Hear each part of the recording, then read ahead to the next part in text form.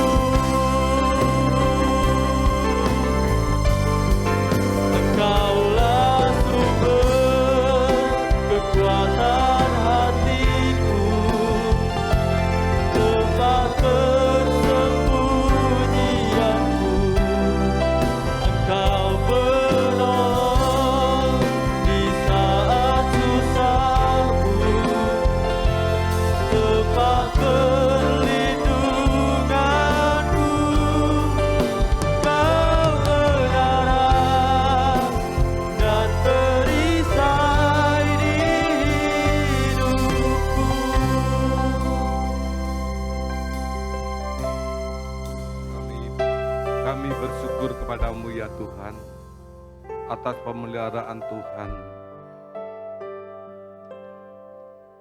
Oh, terima kasih ya Bapa. Engkaulah sumber kekuatan kami. Engkaulah penopang kami, penopang hidup kami. Kami percaya ya Tuhan, hanya kepadamu lah kami berserah. Hanya kepadamu lah kami memohon ya Tuhan. Karena Engkaulah Tuhan dan Juru Selamat kami. Terima kasih ya Tuhan, terima kasih. Inilah Tuhan sebagian persembahan kami, pujian kami ya Tuhan. Biarlah pujian ini menjadikan Tuhan persembahan yang bisa menyenangkan hati Tuhan. Terima kasih ya Tuhan, terima kasih. Kini Tuhan kami akan mendengarkan sebagian firman-Mu. Terima kasih Tuhan. Tanamkanlah firman-Mu ini dalam lubuk hati kami ya Tuhan. Ya. Biarlah firman-Mu ya Tuhan menjadikan pelita hidup kami. Setiap langkah kami, Engkau selalu menyertai kami ya Tuhan. Amin. Terima kasih ya Terima Tuhan, kasih, terima Tuhan. kasih. Sembunyikanlah hamba-Mu di balik jubah-Mu yang suci. Biarlah firman-Mu ya Tuhan Haleluya. akan selalu melingkupi kami. Jemaat-Mu, sidang jemaat-Mu semua Tuhan. Engkau berkati dengan firman-Mu ini ya Tuhan. Amin. Kami serahkan semua ini dalam nama Tuhan Yesus Kristus. Sebagai Tuhan dan Juru Selamat kami. Haleluya. Amin. Amin. Puji Tuhan. Silakan duduk. Tuhan Yesus baik buat kita semua. Amin. Ya, Bapak Ibu Saudara, saya menyapa mereka yang ada di ruang doa, yang ada di rumah masing-masing. Dan pagi ini saya beri judul khotbah, mengapa tidak ada berkat? Mengapa hidup seperti di bawah kutuk? Bapak Ibu Saudara yang Tuhan kasih, kalau hidup seperti di bawah kutuk, itu hidup seperti dalam hukuman Tuhan. Menyedihkan sekali tentu, ya, sangat tidak enak. Sebab saat seseorang hidup di bawah kutuk, seperti di bawah kutuk, saudara-saudara, maka jauh dari yang baik. Apa saja yang dia buat serasa gagal semua. Buka usaha ini gagal, buka usaha itu enggak lama. Bapak Ibu Saudara tidak bisa maju. Jalan Senin Kemis, apalagi menjadi besar, merasa selalu malang, sial. Nah Bapak Ibu Saudara, memang berkat bukan hanya bicara tentang berkat jasmani dan saudara-saudara, tetapi juga bicara tentang berkat jiwa dan rohani. Jadi senang diberkati secara materi, tidak kekurangan kebutuhan jasmani kita. Tetapi tolong mengerti bahwa berkat itu bukan hanya bicara tentang berkat materi. Tadi saya berkata ada berkat jiwa, ada berkat rohani. Sebagaimana seorang buta yang disembuhkan oleh Yesus dalam jamahan pertama, dia melihat manusia seperti pohon. Dan dia nggak enak kalau lihat manusia seperti pohon yang cuma punya tubuh, cuma punya kebutuhan tubuh. Itulah sebabnya perlu dijamah lagi sampai manusia melihat manusia sebagai manusia adanya. Yang memiliki kebutuhan tubuh kayak pohon, yang mempunyai kebutuhan jiwa, maaf bicara, seperti binatang. Tetapi juga mempunyai kebutuhan roh, sebab kita diciptakan serupa dengan gambarnya. Jadi salah kalau kita cuma fokus kepada berkat-berkat yang sementara, yang materi. Ada berkat yang kekal dan lain sebagainya. Bisa senyum, bisa tertawa, itu berkat. Coba, bisa tertawa enggak ini? Nggak apa-apa, kelihatan kok saudara-saudara walaupun pakai masker. Itu berkat loh, bisa tertawa. Ya, saudara-saudara, hormon tertentu keluar dan itu menyehatkan. Apa ada satu minggu ini yang nggak bisa tertawa? Istri yang lebih tahu itu.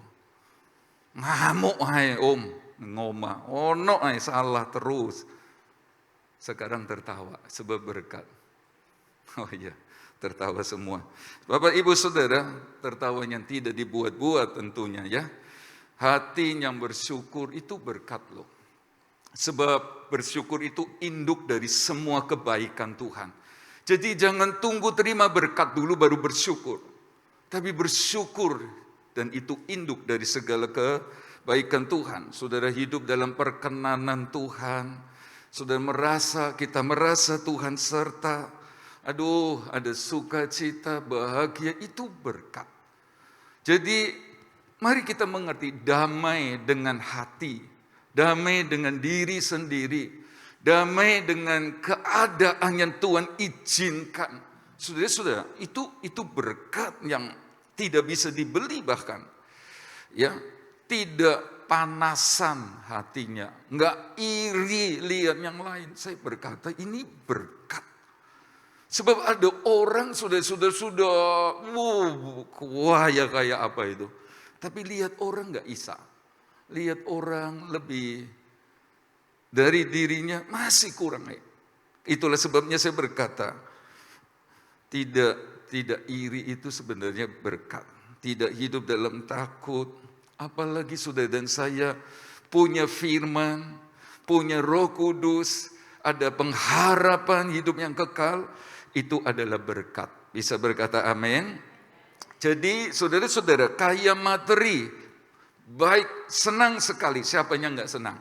Tetapi kekayaan materi bukanlah ukuran seseorang disebut diberkati Tuhan. Ya, Adolf Merkel, dia miliuner, dia konglomerat di Jerman. Tetapi sesuatu terjadi, dia pergi ke rel kereta api. Saat kereta api datang, dia tabrakan tubuhnya, hancur. Kaya. Saudara-saudara, itulah sebabnya saya berkata, diberkati Tuhan. Saudara-saudara, tidak bisa hanya dilihat dari kekayaan materi. Banyak artis ternama di Korea mati bunuh diri. Saudara-saudara, kurang apa? Cantik, kaya, nganteng, dan lain sebagainya. Dan kita dengar seorang artis besar, dia harus hidup di bawah, di dalam bunker, overdosis, sampai akhirnya mati. Jadi, Bapak Ibu Saudara, mari kita memandang manusia sebagaimana manusia adanya, yang tidak hanya memiliki kebutuhan jasmani, tapi jiwa terlebih rohani. Nah Bapak Ibu Saudara, banyak orang Kristen seperti hidup di bawah hukuman. Seperti hidup di dalam keadaan dihukum Tuhan. Sehingga merasa kok gagal terus, kok enggak ada berkat, kok seret rezekinya dan lain sebagainya. Nah, Bapak Ibu Saudara, lalu mulai bertanya-tanya bagaimana dengan Galatia 3 ayat 13 sebelum kita masuk di pokok ayat kita. Saudara-saudara, bagaimana dengan Galatia ayat 13 dan 14? Kristus telah menebus kita dari kutuk hukum Taurat dengan jalan menjadi kutuk karena kita. Sebab ada tertulis, terkutuklah orang yang tergantung pada kayu salib. Yesus Kristus telah membuat ini supaya di dalam Dia berkat Abraham sampai kepada bangsa-bangsa lain. Sehingga oleh iman kita menerima roh yang telah dijanjikan. Saudara-saudara, banyak anak Tuhan bertanya sama Tuhan, lalu Galatia 3 ayat 14 bagaimana? Katanya Yesus mati di kayu salib. Dia diperlakukan semau-maunya, dia dideritakan, disengsarakan. Supaya kita beroleh selamat. Dan kata mereka, kematian Yesus di kayu salib untuk mengubah kutuk jadi berkat. Bisa berkata amin? Lalu mereka bertanya, mana mana kebenarannya? Katanya Yesus mengampuni sekaligus di salib itu. Dia mengubah kutuk jadi berkat. Saudara-saudara, memang ini penting untuk kita belajar di pagi ini. Kenapa justru mereka yang tidak menerima Kristus, hidup mereka subur, gemuk, diberkati, kaya dan lain sebagainya. Sampai Nabi Yeremia menjadi lemah. menjadi bertanya-tanya Tuhan, mereka Tuhan cuma di mulut, tapi mereka punya pekerjaan tambah gede, tambah diberkati. Lalu mana ini kebenarannya? Kenyataannya mana? Jadi anak Tuhan malah tambah susah. Saudara-saudara, memang kita berhak bertanya. Galatia 3 ayat 13 berkata, kutuk diubah jadi berkat di salib. Tetapi jangan Bapak Ibu Saudara saya lupa bahwa Alkitab pun mencatat berkat itu bisa berubah menjadi kutuk. Nah, nanti kita akan lihat, saudara-saudara, jika kamu tidak mendengarkan dan jika kamu tidak memberi perhatian untuk menghormati namaku, firman Tuhan semesta alam, maka aku akan mengirimkan kutuk ke antaramu dan akan membuat berkat-berkatmu menjadi kutuk, dan aku telah membuatnya menjadi kutuk sebab kamu ini tidak memperhatikan. Jadi saya percaya kematian Yesus di salib supaya kita beroleh selamat, dan itu berkat yang terbesar. Tetapi dari kematiannya di salib, saudara-saudara, kutuk diubah jadi berkat untuk setiap Bapak Ibu Saudara dan saya. Tapi dalam perjalanannya waktu, Bapak Ibu Saudara perlu tahu, keadaan-keadaan kita lah yang membuat berkat-berkat dari salib itu berubah jadi kutuk. Jadi Bapak Ibu Saudara, yang perlu kita cermati pada pagi ini adalah, janganlah berharap kutuk diubah jadi berkat. Lalu berjuang mati-matian, saudara-saudara, berkat jadi jangan sampai berkat jadi kutuk. Masalahnya yang kita mau belajar pagi ini adalah, mari kita baca Amsal 3 ayat 33. Ya, mari kita belajar, beri perhatian yang baik supaya berkat Tuhan terus ada dalam rumah kita. Amsal 3 ayat 33. Sekarang kita dapat tambahan lagi. Telepon Tuhan 333, tetapi bisa salah sambung ke Amsal 3 ayat 33. Ya, kutuk Tuhan ada di dalam rumah orang fasik, tetapi kediaman orang benar diberkatinya. Jadi Bapak Ibu Saudara, sebenarnya berkutuk itu ada di dalam rumah orang fasik. Itu kutuk. Sedangkan di dalam rumah anak-anak Tuhan, orang-orang benar, ada berkat. Sekarang kita mau cari tahu bahwa apakah yang dimaksud atau siapakah yang dimaksud dengan orang fasik. Kita mesti tahu. Nah, orang fasik yang pertama adalah orang yang tidak menganggap Allah ada. Mari kita baca Mazmur 10 ayat 4. Kata orang fasik itu dengan batang hidungnya ke atas, Allah tidak akan menuntut. Tidak ada Allah, itulah seluruh pikirannya. Terjemahan lain berkata, orang fasik dengan membanggakan batang hidungnya tidak mencari Allah. Seluruh pikirannya adalah tidak ada Allah.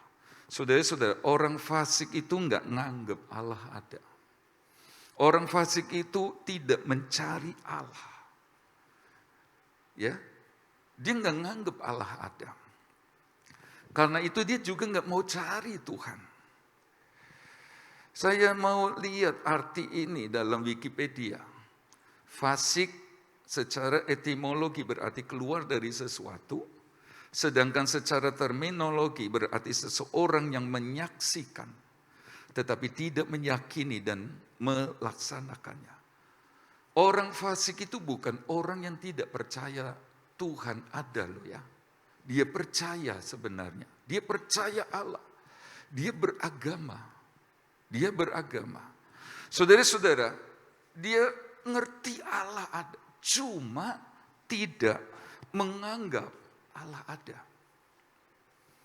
Itulah sebabnya menganggap Allah tidak ada. Saya tidak tahu kenapa menganggap Allah tidak ada. Karena dia punya semua kali.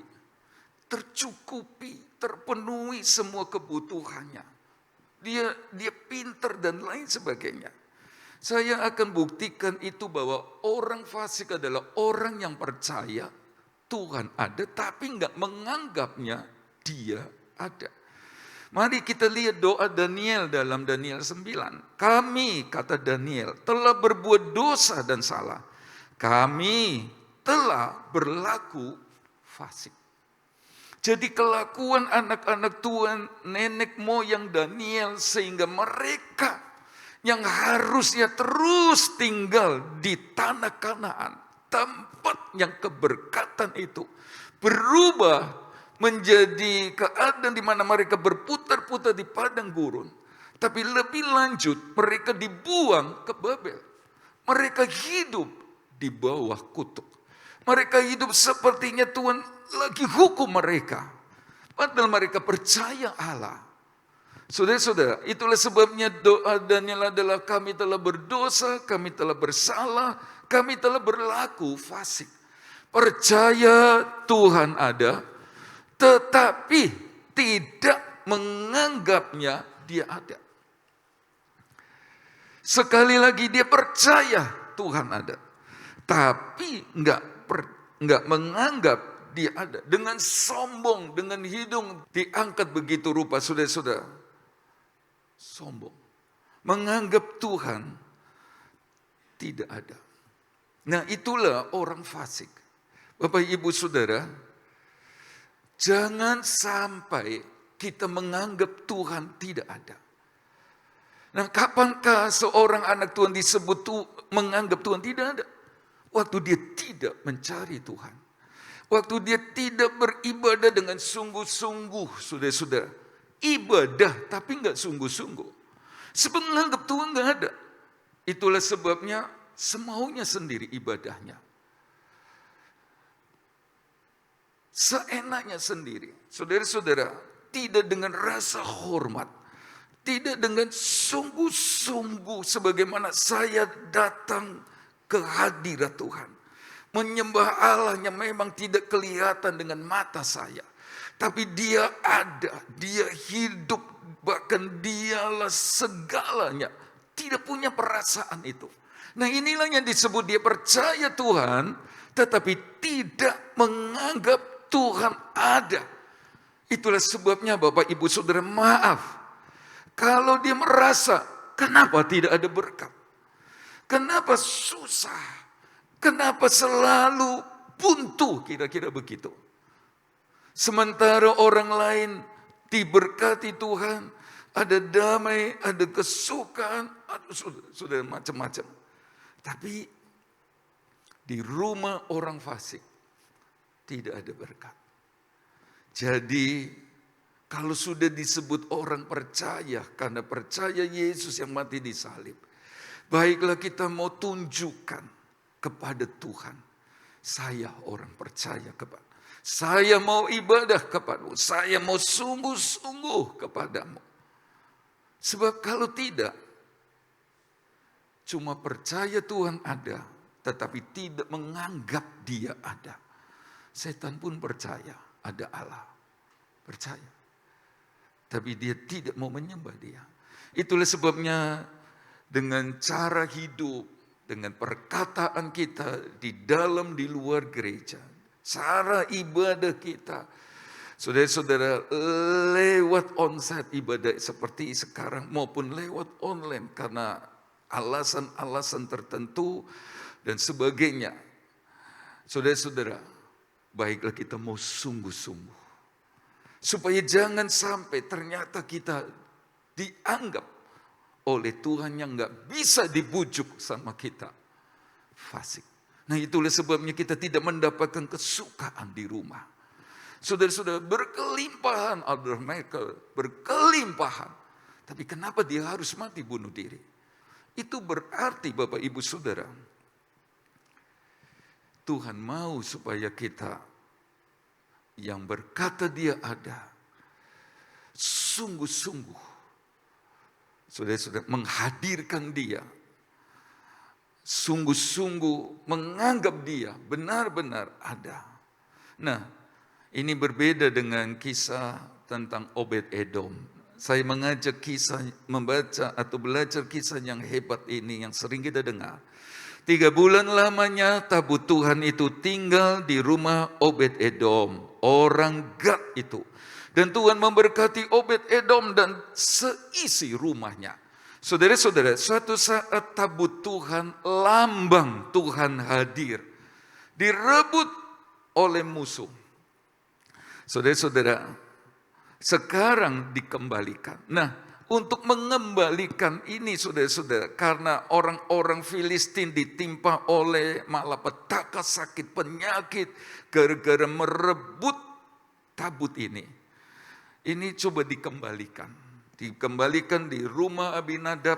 Lalu Daud pikir pindah highways. Karena Usa dan Ahyo sembarangan. Selain tabut Tuhan, lambang Tuhan hadir harus dipikul. Tabut Tuhan itu mesti dipikul. Sekarang ditumpakno di pedati. Yang baru. Seringkali kita berpikir seperti Usa dan Ahyo. Seperti Daud. Ini tabut Tuhan.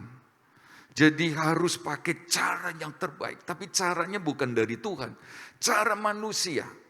Pakai pedati yang bagus. Cara yang lagi tren.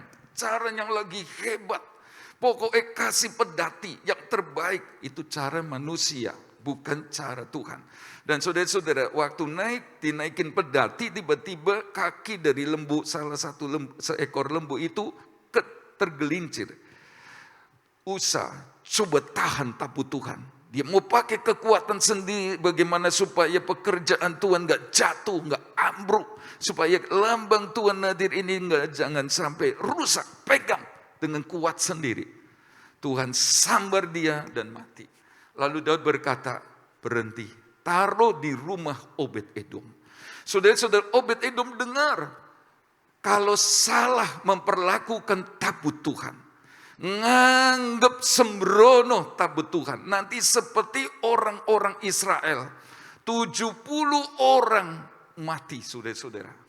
Atau seperti Usa yang coba pegang tabut Tuhan dengan kekuatan sendiri. Isa mati. Karena itu berhenti. Taruh di rumah Obed-Edom. Obed-Edom mikir, hati-hati ini dengan tabut Tuhan. Saudara-saudara, dia cuma mandang, terima kasih saya bisa dipercaya dengan tabut Tuhan. Dia jaga betul, dia kasih tahu anak, mantu, cucu, dan semua pegawai-pegawai di rumahnya termasuk istrinya. Hati-hati dengan tabut Tuhan. Ini sumber berkat. Ini sumber pertolongan. Ini sumber kemenangan. Jaga, jangan sampai dianggap sepele. Oh, anak-anak sudah kasih tahu. Dan saudara-saudara, Obed-Edom jaga kehadiran Tuhan yang ada itu dengan sangat baik.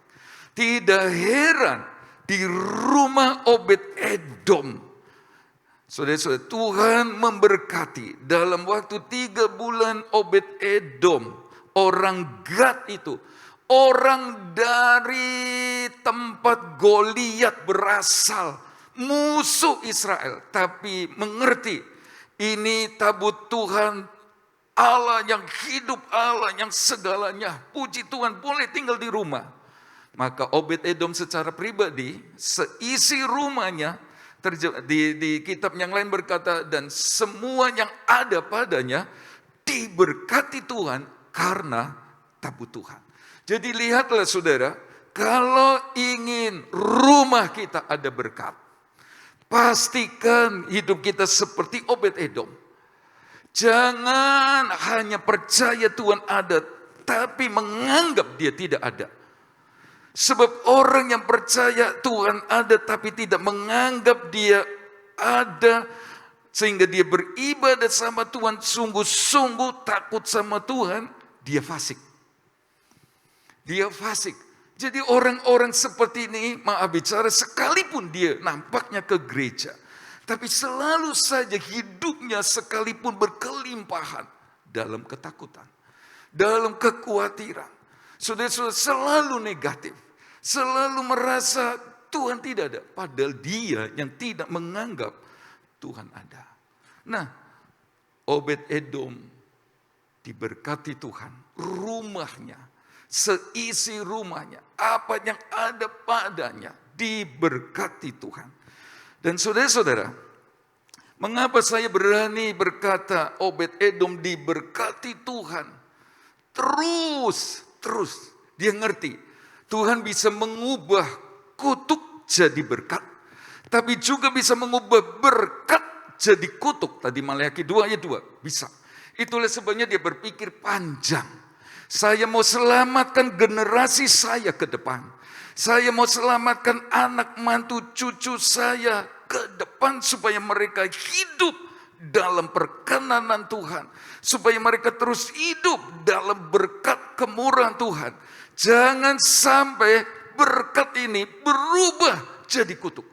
Nah, bagaimana cara Obed-Edom menjaga, menyelamatkan generasinya terus dalam berkatnya Tuhan? Saudara-saudara, Daud dengar rumah Obed-Edom diberkati Tuhan. Ada laporan. Lalu Daud berkata, ambil cepat tabut Tuhan, lambang Tuhan hadir, sumber berkat, ambil cepat bawa ke Yerusalem. Oh benar saudara-saudara, mereka datang ke Obed-Edom. Obed-Edom, sudah cukuplah 3 bulan. Ini tabut Tuhan, lambang Tuhan hadir, sumber segala-galanya. Raja minta dibawa ke Yerusalem. Dia berkata, silahkan ambil. Silahkan ambil. Dia merasa kehilangan tabut Tuhan, Tuhan hadir. Dia merasa menyesal sekali dalam hatinya. Sumber berkat ini hilang. Diambil ke Yerusalem. Tetapi tadi saya berkata, dia mau jaga perkenanan, kemurahan, berkat Tuhan untuk generasinya ke depan dengan cara ambillah ke Yerusalem.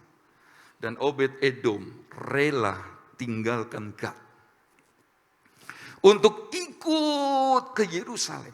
Saudara-saudara, inilah orang benar.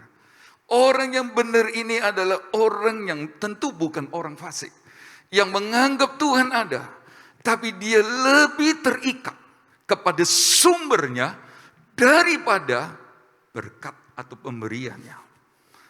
Itulah sebabnya dia berkata, ambil tabut Tuhan. Sebab memang raja punya keputusan, ambil. Tapi saudara-saudara, dia tidak berkata, cukup Tuhan berkati saya berkelimpahan di Gad, cukup, ambil loh. Wes gak butuh Tuhan lagi, saya gak perlu Tuhan, wes cukup berkelimpahan. Tidak, dia berkata kepada istri dan anak, tabut Tuhan, Tuhan hadir, diambil raja. Kita ikut ke sana. Pokoknya di mana ada tabut Tuhan, di situ kita harus ada. Kita mesti lebih terikat kepada tabut Tuhannya. Kita mesti harus lebih terikat kepada sumbernya daripada pemberiannya. Sebab pemberian bisa habis. Kekayaan itu bersayap bisa hilang. Karena itu dia ajak semua isi rumahnya pindah ke Yerusalem. Bapak ibu saudara, itulah sebabnya dia diberkati Tuhan. Nanti kalau Bapak ibu saudara baca di rumah 1 Tawarik 26 ayat 4 sampai 8. Keturunan Obed-Edom ini duduk di pemerintahan. Nah seperti Mazmur 112, saudara-saudara, keturunan orang benar menjadi gagah perkasa. Dan itulah keturunan Obed-Edom. Nah Bapak Ibu Saudara, Obed-Edom selalu mau dekat dengan Tuhan. Ambil keputusan, tinggalkan Gad. Kita ke sana. Nah, kalau ikut tabut Tuhan, saudara-saudara, dulu dia jadi penguasanya. Yang khusus menjaga tabut Tuhan dengan baik. Sekarang, apa yang dia buat di sana? Di 1 Tawarik 15 ayat 18, dan bersama-sama mereka itu, saudara-saudara mereka dari tingkat kedua, Sakaria, Yehasil, Semiramot, Yahil, Uni, Eliab, Benaya, Masea, Matika, Elifele, Miknea dan Obed-Edom serta Yeiel, para penunggu pintu gerbang. Mereka rela jadi penunggu pintu gerbang. Pokoknya dekat dengan pintu gerbang. Tempat di mana ada tabut Tuhan. Cukup wis. Cukup. Pokoknya jangan jauh. Walau cuma jadi penunggu pintu gerbang. Nah, karena Obed-Edom ini orang benar. Dia setia dengan perkara yang kecil. Saudara-saudara, diberkati di Gad dan dia yakin Tuhan pasti memberkati lebih ke depan. Itulah sebabnya gak apa-apa jadi penunggu pintu gerbang.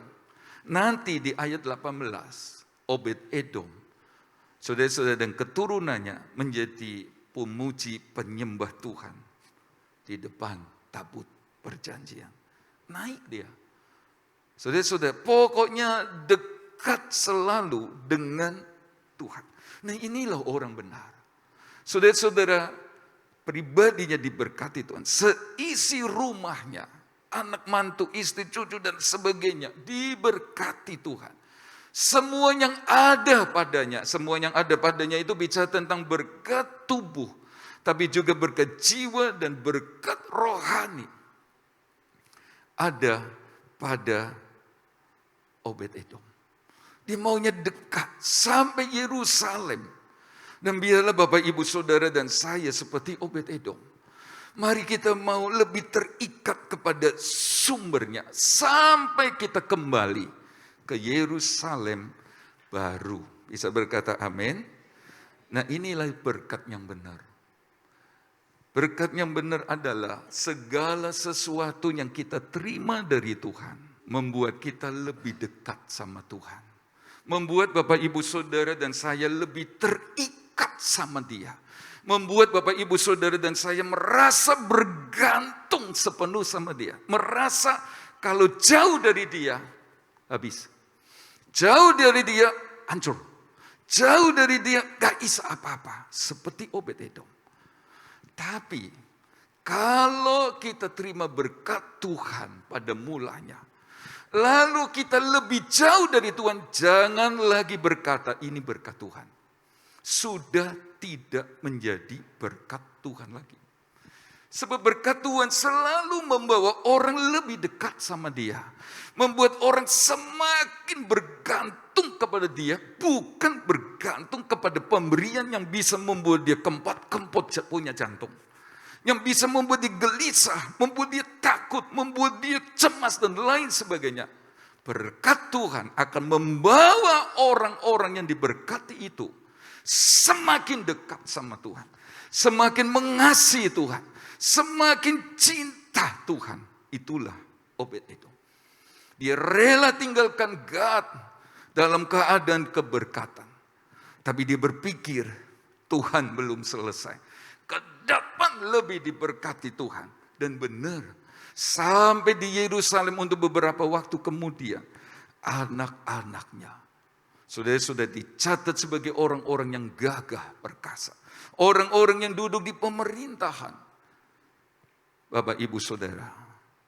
Jadi, sesuatu yang disebut berkat Tuhan sekarang, belum tentu bisa disebut berkat Tuhan lagi beberapa tahun kemudian saat seseorang sudah jauh sama Tuhan. Dan kita mesti tahu sebagaimana kutuk bisa diubah jadi berkat. Berkat bisa berubah jadi kutuk bagi kita. Dan itu banyak contoh dalam Alkitab. Berkat menjadi kutuk. Berkat membuat seseorang jauh sama Tuhan. Sehingga hidup dalam ketakutan, hidup dalam kebimbangan dan kegelisahan. Terlebih binasa. Terlebih binasa. Berkat Tuhan tidak mungkin membawa anak Tuhan binasa. Tidak mungkin. Jadi kalau Bapak, Ibu, Saudara dan saya sedang diberkati Tuhan sekarang. Tapi hati kita semakin jauh. Sebab Tuhan yang tahu. Dan kita terancam binasa dengan sadar. Kalau saya terus-terusan begini sekalipun menganggap ini berkat Tuhan. Saya mau berkata itu bukan berkat Tuhan lagi. Sebab berkat Tuhan selamanya membawa Bapak Ibu Saudara semakin dekat, semakin bergantung, semakin merasa aku nggak bisa hidup tanpa Dia. Nah itulah berkat Tuhan.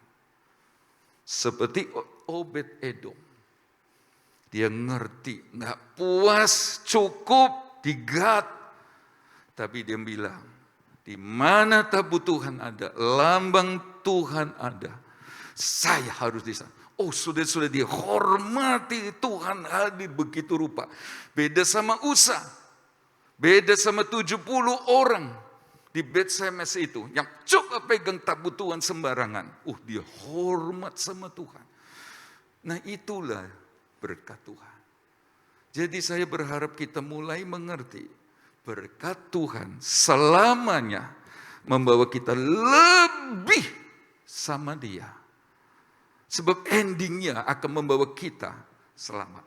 Tapi kalau saudara dan saya merasa sekarang diberkati tapi semakin jauh dari Tuhan, lebih cinta sama pemberiannya dan kita ngerti cinta sama dunia ini berarti kasih kepada Bapa hilang. Lalu kita ngerti itu binasa, sudah tidak menjadi berkat lagi. Sudah tidak bisa disebut itu berkat Tuhan lagi. Dan saya berharap Bapak Ibu Saudara, supaya kita terus hidup seperti Obed Edom. Rumah orang benar diberkati. Tapi rumah orang fasik. Orang fasik tadi bukan orang di luar Tuhan dia. Orang di dalam Tuhan. Orang yang percaya Tuhan tapi nggak nganggep Tuhan ada. Sehingga sembrono dalam hidup. Sehingga main-main dengan Tuhannya. Tapi saya berdiri di depan jemaat GPD Jajak dan semua yang ada ini. Anak-anak Tuhan. Model Obed Edom. Amin. Nah Bapak Ibu Saudara, saya melihat yang kedua mengakhiri khotbah pagi ini. Siapakah orang fasik? Dialah orang yang tidak pedulikan firman Tuhan. Itu fasik. Coba kita baca Mazmur 10 ayat 5. Tindakan-tindakannya selalu berhasil. Hukum-hukummu tinggi sekali, jauh dari dia. Ia menganggap remeh semua lawannya. Dia bukan cuma nggak nganggap Tuhan. Tapi saudara-saudara tutup telinga sama Tuhan dengan sombong. Karena mungkin dia sudah berkecukupan. Beda sama Obed Edom. Sekalipun diberkati Tuhan, raja berkata ambil tabut Tuhan. Boleh. Dia nurut sama pemerintah. Saudara-saudara, sekaligus dia nggak mau jauh dari tabut Tuhan. Sebab di sana Tuhan bisa bicara. Di peti Asia Hadad itu. Jadi harus ikut Tuhan dan firman-Nya. Itu Obed Edom. Tapi orang fasik, sekalipun dia percaya Tuhan, dia tutup telinga sama firman. Tinggi sekali hukumnya. Berhasil loh. Secara materi berhasil. Saudara-saudara, secara duniawi berhasil. Itulah sebabnya saya berkata, sekalipun seorang berhasil dalam bidang di materi, belum bisa disebut itu berkat Tuhan. Berkat Tuhan itu komplit dan akan membawa kita lebih dekat sama Tuhan. Mari kita lihat Kamus Besar Bahasa Indonesia online, arti fasik adalah tidak peduli terhadap perintah Tuhan. Berarti buruk kelakuan, jahat, berdosa besar. Orang yang percaya kepada Allah tetapi tidak mengamalkan perintahnya, bahkan melakukan perbuatan dosa. Jadi saudara-saudara, dia percaya Tuhan, percaya Allah, tapi tutup telinga, nggak peduli. Apalagi nggak cocok sama kita. Dia seperti orang yang pergi ke Prasmanan, pesta Prasmanan. Waduh, capcay. Suamiku paling senang. Tuh, eman-eman nggak teko ya. Dia lihat firman Tuhan seperti makanan di pesta Prasmanan. Aduh, ini ada ikan dori sama apa tadi? Yang putih-putih itu apa namanya? Ya itu saudara-saudara. Anakku seneng ya, tapi gak teko. Coba teko, enak. Dia gak pernah merasa, oh ini cocok buat saya. Ini makanan enak untuk saya. Enggak. Jadi saudara-saudara, orang fasik ditutup telinga terhadap firman-Nya. Itulah sebabnya merasa tidak ada berkat. Tidak ada kesukaan di dalamnya. Tidak ada ketenangan. Tidak ada. Beberapa anak Tuhan mau firman Tuhan harus dicocokkan, disesuaikan dengan selera umat. Ini contoh ada di Yeremia 43 ayat 4. Demikianlah Yohanan bin Karia dan semua perwira tentara serta seluruh rakyat tidak mau mendengarkan suara Tuhan untuk tinggal di tanah Yehuda. Bapak Ibu Saudara, memang firman Tuhan seringkali berlawanan dengan logika kita.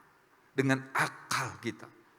Nah, seperti yang Tuhan katakan kepada umatnya waktu itu di zaman Yeremia. Bilang sama Raja Sedekia, jangan lari ke Mesir. Tinggal di tempat. Kalau kalian tinggal di tempat, Raja Babel memang akan menawan kalian. Sebagai hukuman. Pasti datang tangkap kalian. Tapi kalian tidak akan mati. Kalian tidak akan menderita, ya. Tidak akan diapa-apakan, pokoknya tinggal lah ya. Tapi kalau kalian lari ke Mesir dan menganggap di sana kalian selamat, justru pedang, kelaparan akan kejar kalian. Nah, saudara, nggak masuk akal memang. Raja Babel yang bengis mau datang menawan mereka, suruh diam. Ya wis ikut aja. Gak masuk akal. Tapi masuk akal kalau sebelum Raja Babel datang kita lari ke Mesir. Itu masuk akal. Tapi itulah firman Tuhan. Dan saudara-saudara, benar aja. Di Mesir mereka mati. Mereka habis. Nah, Yohanan bin Karia ini sama orang-orang datang ke Yeremia. Coba suruh ngerubah firman. Yeremia tanya sama Tuhan, firman. Nah, saudara-saudara, apapun yang firman Tuhan katakan, kami mau dengar. Baik atau buruk, kata Yeremia 42. Kami pasti nurut, kami pasti melakukannya. 10 hari kemudian, saudara-saudara, Yeremia berkata kepada Yohanan dan teman-teman, inilah firman Tuhan.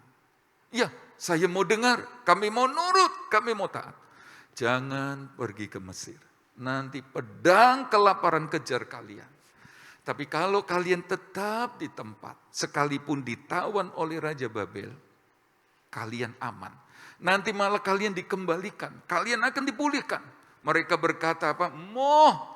Ini bukan firman dari Tuhan. Salah firman Tuhan. Tadi bilang, baik atau buruk firman Tuhan. Saya mau dengar, saya mau taat. Firman Tuhan datang, mau tutup telinga. Nah, inilah orang-orang fasik. Dan benar ya saudara-saudara. Mereka lari ke Mesir dan habis di sana. Di tempat air.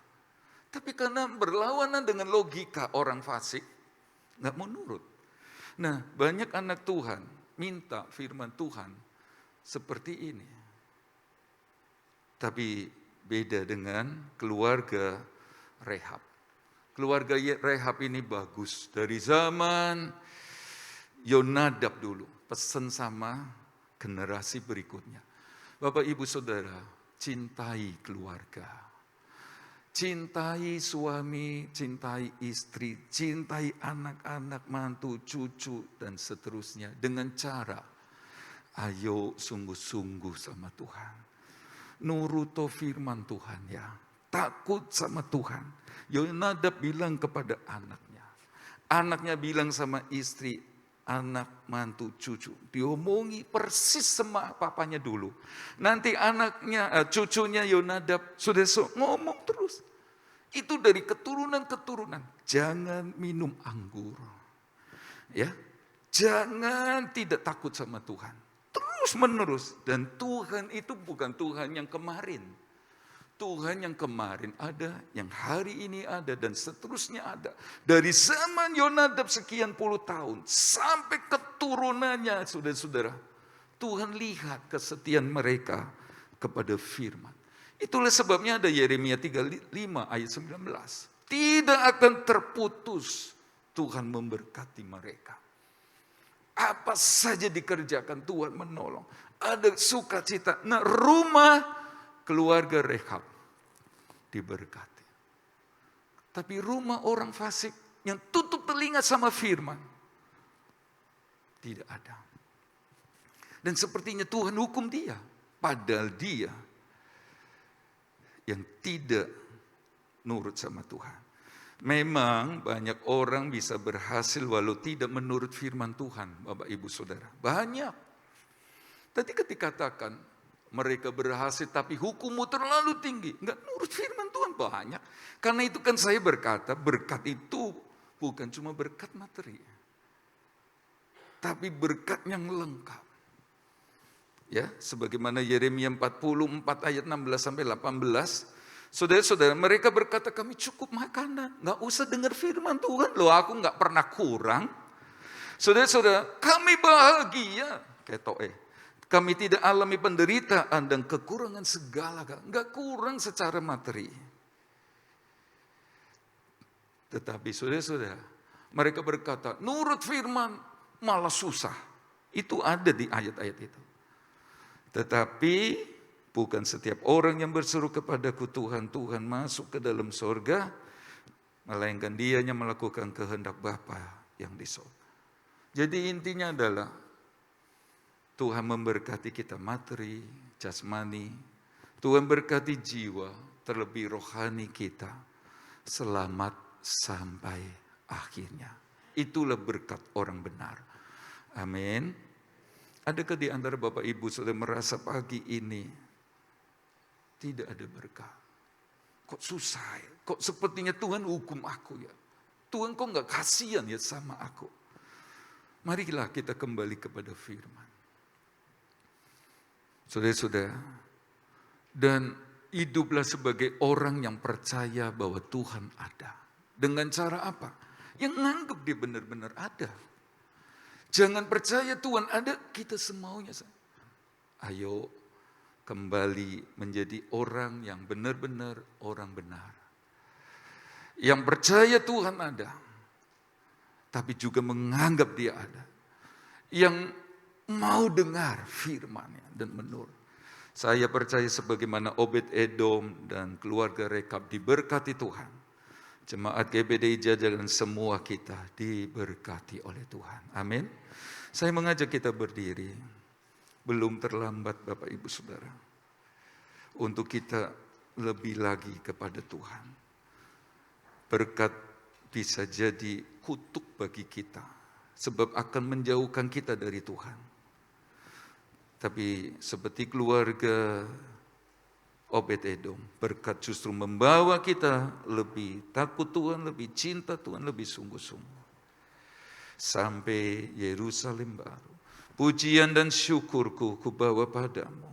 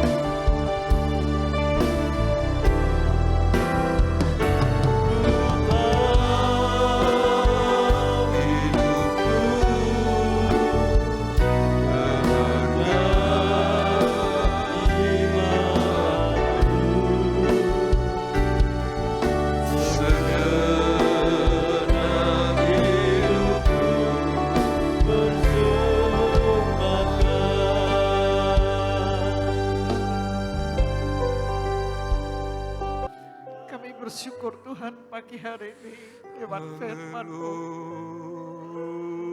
Kami bersyukur Tuhan lewat firman-Mu. Roh Kudus yang akan mengerjakan firman-Mu di dalam setiap hati kami ya Tuhan.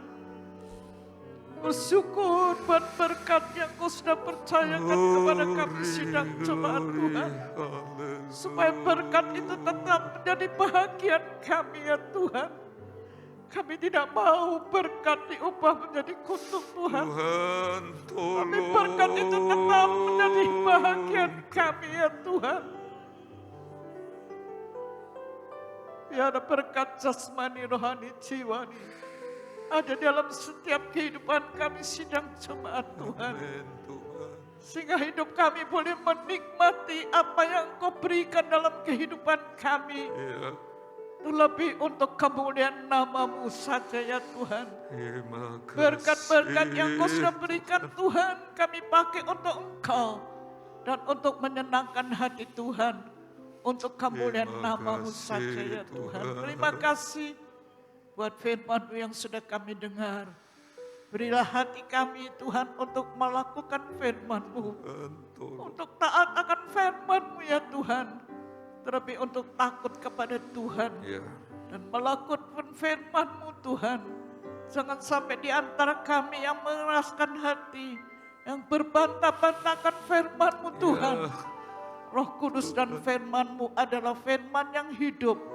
Firman yang berkuasa.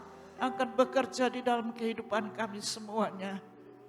Kami berdoa persidang jemaat Tuhan.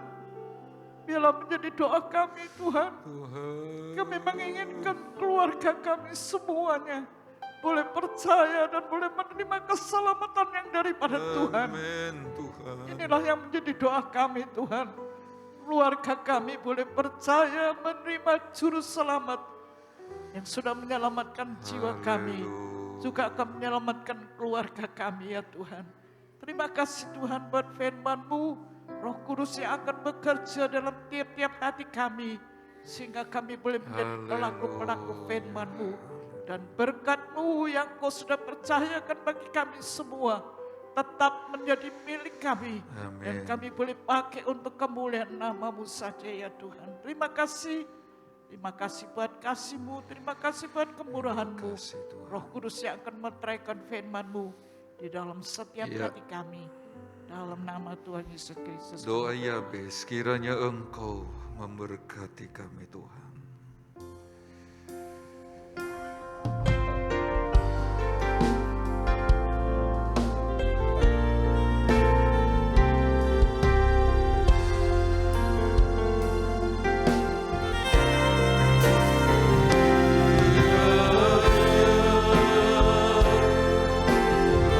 Berkati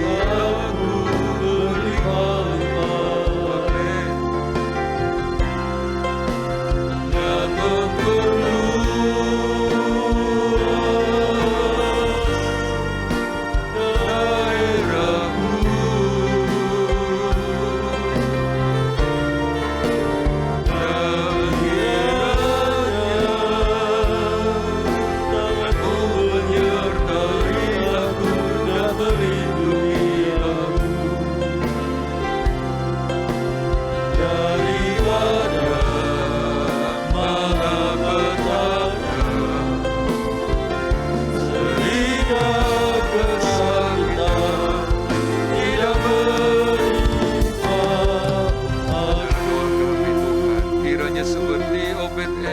Dan keluarga Rehab, Tuhan memberkati mereka, roh, jiwa, dan tubuh.